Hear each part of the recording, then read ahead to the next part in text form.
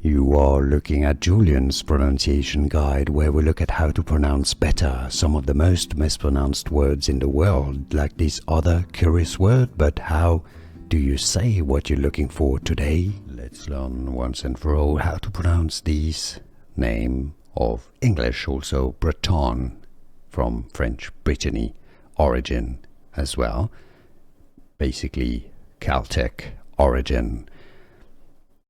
In France it is pronounced as Alan, so you may hear some people say Alan, but in English the most common pronunciation, most used one at least, is Alan. A clear A sound, a stress on the first syllable, and then lun, okay, so with a schwa sound, not an A, not Alan, Alan.